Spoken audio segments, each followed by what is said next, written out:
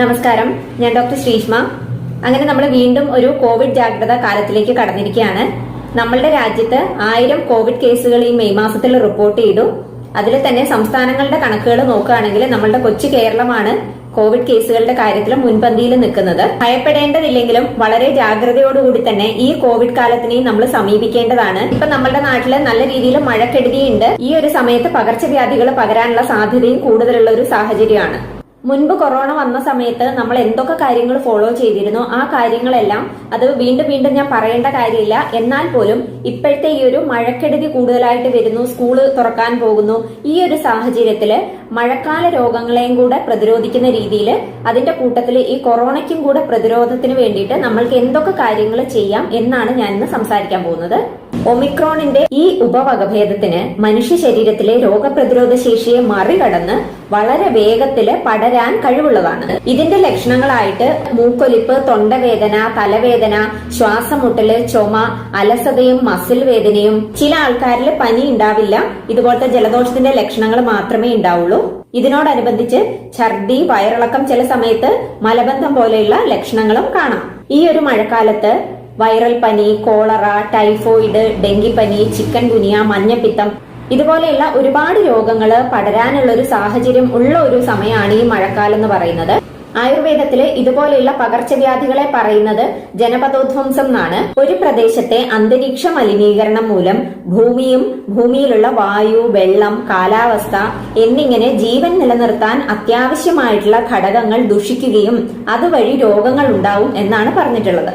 അടുത്തടുത്തിരുന്ന് സംസാരിക്കുക, ഒന്നിച്ചിരുന്ന് ഭക്ഷണം കഴിക്കുക, ഒരേ കിടക്കയിൽ കിടന്നുറങ്ങുക, ശാരീരിക സമ്പർക്കം, നിശ്വാസം, ആഭരണങ്ങളും വസ്ത്രങ്ങളും കൈമാറ്റം ചെയ്യുക, ഇതെല്ലാം ഇതുപോലെയുള്ള പകർച്ചവ്യാധികൾ പടരാനുള്ള കാരണമായിട്ട് നമ്മളുടെ സംഹിതകളിൽ തന്നെ പറയുന്നുണ്ട്. ശരിക്കും ഈ കാര്യങ്ങളെല്ലാം തന്നെയാണ് കോവിഡിന്റെ സമയത്ത് നമ്മൾ ചെയ്യാൻ പാടില്ല എന്നുള്ള രീതിയിൽ നമുക്ക് പ്രിക്കോഷൻസ് ആയിട്ട് തന്നിട്ടുണ്ടായിരുന്നത്. ഈ പകർച്ചവ്യാധികളെ അകറ്റാനും നേരിടാനും ഒക്കെ ആയിട്ട് കുറെ കാര്യങ്ങളും കൂടെ ആയുർവേദത്തിൽ പറയുന്നുണ്ട്.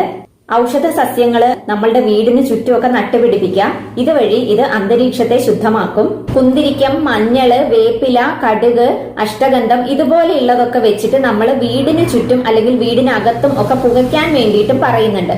ഇതിനൊക്കെ പ്രതിരോധിക്കാൻ വേണ്ടിയിട്ട് എന്തൊക്കെ കാര്യങ്ങൾ നമുക്ക് വീട്ടിൽ ചെയ്യാൻ പറ്റും എന്ന് നോക്കാം. തിളപ്പിച്ചാറിയ വെള്ളം തന്നെ കുടിക്കുക. അന്നന്ന് തിളപ്പിച്ച വെള്ളം തന്നെ കുടിക്കാനായിട്ട് ശ്രദ്ധിക്കുക. ഈ വെള്ളത്തിൽ നമുക്ക് മല്ലി ഇട്ട് തിളപ്പിച്ച് കുടിക്കാം.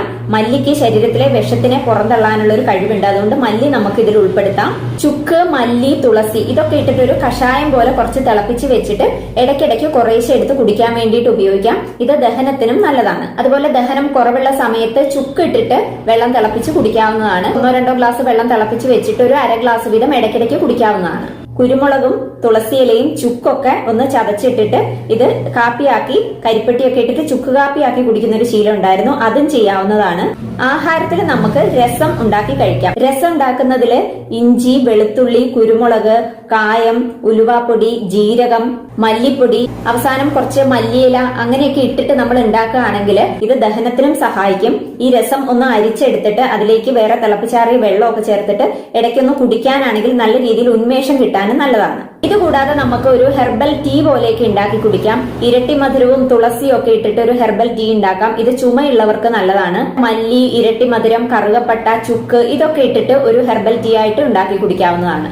ആഹാരത്തിൽ സുഗന്ധ വ്യഞ്ജനങ്ങൾ ഉപയോഗിക്കാം. ഇത് മണത്തിനും രുചിക്കും മാത്രമല്ല, ഇത് രോഗപ്രതിരോധ ശേഷി വർദ്ധിപ്പിക്കാനും ദഹന അഗ്നിയെ വർദ്ധിപ്പിക്കാനും നല്ലതാണ്. ചെറുപയറൊക്കെ ഇട്ടിട്ട് മരുന്ന് കഞ്ഞിയൊക്കെ വെച്ച് കുടിക്കാവുന്നതാണ്. ഈ പയറുവർഗ്ഗങ്ങളെല്ലാം നമ്മൾ ഉപയോഗിക്കുമ്പോൾ ഒരു കുതിർത്തിട്ടതിന് ശേഷം മാത്രം ഉപയോഗിക്കാനായിട്ട് ശ്രദ്ധിക്കാം.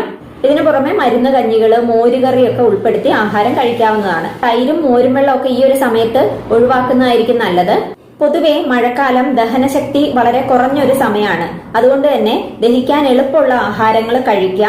ഒരു നേരത്തെ ആഹാരം ദഹിച്ചതിന് ശേഷം മാത്രം, നന്നായിട്ട് വിശപ്പുണ്ടായതിനു ശേഷം മാത്രം അടുത്ത നേരത്തെ ആഹാരം കഴിക്കുക. പറ്റുമെങ്കിൽ ആഹാരം ഉണ്ടാക്കി ഒരു 3 മണിക്കൂറിനകം അത് കഴിച്ചു തീർക്കാനായിട്ട് ശ്രദ്ധിക്കുക.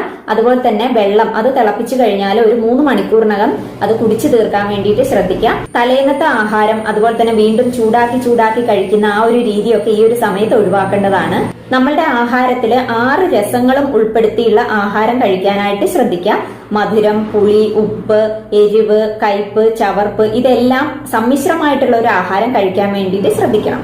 നമ്മളുടെ വയറിനെ 3ആയിട്ട് ഡിവൈഡ് ചെയ്തിട്ട് അതിൽ ഒരു ഭാഗം ഖരമായിട്ടുള്ള ആഹാരം, ഒരു ഭാഗം വെള്ളം, ഒരു ഭാഗം അതുപോലെ തന്നെ ഇടുകയും വേണം.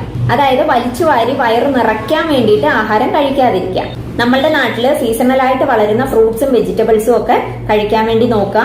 പഴങ്ങളെല്ലാം നല്ല രീതിയിൽ പാകമായതിനു ശേഷം ഉപയോഗിക്കുക. പച്ചക്കറികളെല്ലാം നന്നായിട്ട് വേവിച്ചതിന് ശേഷം മാത്രം ഉപയോഗിക്കാം.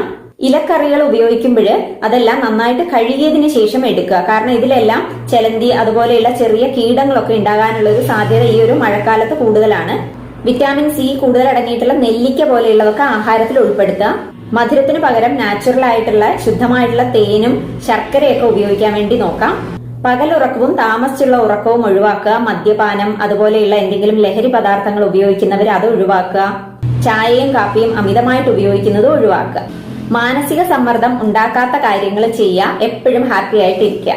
ഈ ഒരു സമയത്ത് എടുത്തു പറയേണ്ട ഒരു കാര്യമാണ് മുട്ടയുടെ ഉപയോഗം. മുട്ട നമ്മൾ ധാരാളമായിട്ട് ഉപയോഗിക്കുന്നതാണ്. പ്രത്യേകിച്ച് സ്കൂളൊക്കെ തുറക്കാൻ പോകുമ്പോൾ കുട്ടികൾക്ക് മിക്കവാറും എല്ലാ പേരന്റ്സും മുട്ടയൊക്കെ കൊടുത്തു വിടുന്ന കൂട്ടത്തിലാണ്. അപ്പൊ മുട്ട ഉപയോഗിക്കുമ്പം നല്ല രീതിയിൽ അത് പാകം ചെയ്തതിന് ശേഷം മാത്രം കൊടുത്തുവിടാൻ വേണ്ടിയിട്ട് ശ്രദ്ധിക്കാം.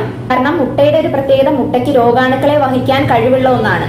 നമ്മൾ എല്ലാ രീതിയിലും മുട്ട എപ്പോഴും നല്ലതാണ്, ഹെൽത്തി ആണെന്നൊക്കെ പറയുമെങ്കിലും മുട്ടയ്ക്ക് ഇങ്ങനെ ഒരു കുഴപ്പം കൂടെ ഉണ്ട്. അതുകൊണ്ട് തന്നെ നല്ല രീതിയിൽ പാകം ചെയ്തതിന് ശേഷം ഉപയോഗിക്കാം. മുട്ടയുടെ മഞ്ഞ വേകാത്ത രീതിയിലുള്ള സണ്ണി സൈഡ് അപ്പ് എഗ് ഇങ്ങനെയുള്ളതൊക്കെ ഒന്ന് ഒഴിവാക്കുക. പിന്നെ ഉള്ളത് പാലാണ്. പാല് തിളച്ചതിന് ശേഷം ഒരു 2-3 മിനിറ്റ് കൂടുതൽ തിളപ്പിച്ചതിന് ശേഷം മാത്രം ഉപയോഗിക്കാം. ഇനി നമുക്ക് എന്തൊക്കെ പ്രിക്കോഷൻസ് എടുക്കാമെന്ന് നോക്കാം. വ്യക്തിഗത ശുചിത്വം പാലിക്കുക, ഹാൻഡ് വാഷ് ചെയ്യുക, മൂക്ക്, കണ്ണ്, വായ ഇവയിലൊന്നും സ്പർശിക്കാതിരിക്കുക. ആഹാരം കഴിക്കുന്നതിന് മുൻപും ആഹാരം കഴിച്ച ശേഷവും ഹാൻഡ് വാഷ് ചെയ്യാൻ വേണ്ടിയിട്ട് ശ്രദ്ധിക്കുക. പൊതുഗതാഗതം ഉപയോഗിക്കുന്നവർ ശ്രദ്ധിക്കണം. ടിക്കറ്റ് വാങ്ങിക്കുമ്പോഴും കൊടുക്കുമ്പോഴും അതുപോലെ തന്നെ പൈസ കൈകാര്യം ചെയ്യുമ്പോഴെല്ലാം ഈ സമയത്തെല്ലാം അണുബാധ ഉണ്ടാവാനുള്ള ഒരു സാഹചര്യം ഉള്ളതാണ്. ഈ ഒരു സമയത്ത് നമ്മൾ പണ്ട് ചെയ്തതുപോലെ ഹാൻഡ് സാനിറ്റൈസർ യൂസ് ചെയ്യാം. മാസ്ക് ധരിക്കുക. ശ്വാസകോശ സംബന്ധമായിട്ടുള്ള രോഗമുള്ളവര്, മുതിർന്നവര്, കുട്ടികള്, ഗർഭിണികള് ഇവരെല്ലാം മാസ്ക് ധരിക്കുക. ആവശ്യമുള്ള ഘട്ടത്തിൽ മാത്രം വീടിന് പുറത്തേക്ക് ഇറങ്ങാനായിട്ട് ശ്രദ്ധിക്കുക. അതുപോലെ ഈ ലക്ഷണങ്ങൾ കണ്ടു കഴിയുമ്പം വെറുതെ ഇങ്ങനെ വീടിന് പുറത്തേക്ക് ഇറങ്ങി നടക്കുക, യാത്ര ചെയ്യുക, അങ്ങനെയുള്ള കാര്യങ്ങൾ ചെയ്യാതെ വീട്ടിൽ തന്നെ ഇരിക്കാനായിട്ട് ശ്രദ്ധിക്കുക. സാമൂഹിക അകലം പാലിക്കുക. രോഗലക്ഷണം കണ്ടു കഴിഞ്ഞാൽ എത്രയും പെട്ടെന്ന് ചികിത്സ തേടുക. വീട്ടിൽ വിശ്രമിക്കുക. രോഗലക്ഷണമുള്ള കുഞ്ഞുങ്ങളെ വീട്ടിലിരുത്താനും കൂടെ ശ്രദ്ധിക്കണം. പരിസ്ഥിതി ശുചിത്വം, കൃത്യമായിട്ടുള്ള മാലിന്യ നശീകരണം, വെള്ളം കെട്ടിക്കിടക്കുന്ന സാഹചര്യങ്ങളൊക്കെ ഒഴിവാക്കുക. ഞാൻ ഈ പറഞ്ഞ കാര്യങ്ങളെല്ലാം കൃത്യമായിട്ട് ചെയ്യുകയാണെങ്കിൽ വീണ്ടും ഒരു മഹാമാരി എന്നുള്ള ഒരു സാഹചര്യം നമുക്ക് ഒഴിവാക്കാനായിട്ട് സാധിക്കും.